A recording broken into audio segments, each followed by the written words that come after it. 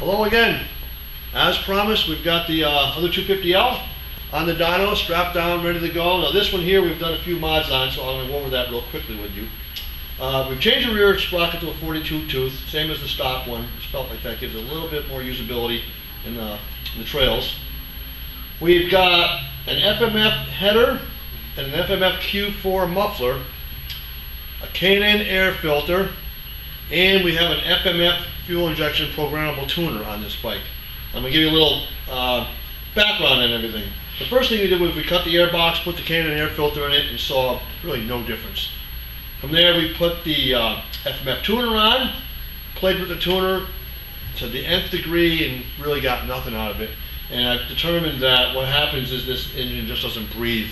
And I'm talking about the cylinder head, exhaust, and the stock muffler that comes on the bike. It's very restrictive.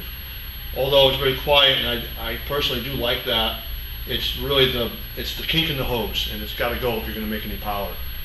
What we did after that was we put just a slip-on muffler on without changing the head pipe, left the stock Honda head pipe on here.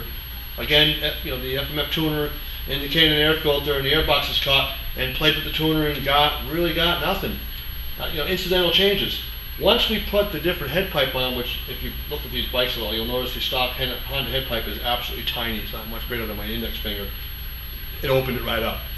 But what we discovered then was that that's when the tuner became really critical to this. And what we began to do was adding fuel all through the curve and really picked up quite a bit. So the stock bike, if you remember in the previous video, we did about 18 horsepower with the rear wheel. This one does a little bit over 23 now. And really, the modifications aren't anything that somebody can't do themselves or at home. What we're going to offer, though, is we are going to offer a FMF tuner that will tune with these mods that you can just bolt on and go, because we've spent a lot of time with this tuner on the dyno finding out what works, where it peaks out, where it's about best. So we'll be able to offer that. In fact, we can offer it to you right now. We've already done it. So I'm going to run this on the dyno, and you'll just get a chance to see what it looks like on the dyno, and then we'll show you the screen when we're done, and that'll be it. It's a little louder, so we need headphones in this bike.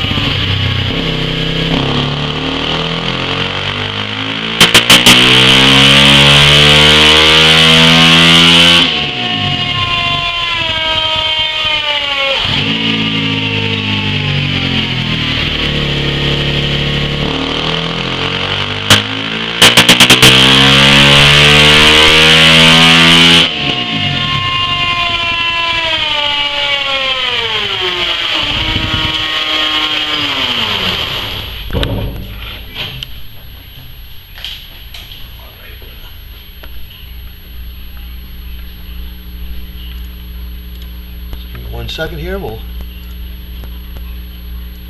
put this on the screen for you.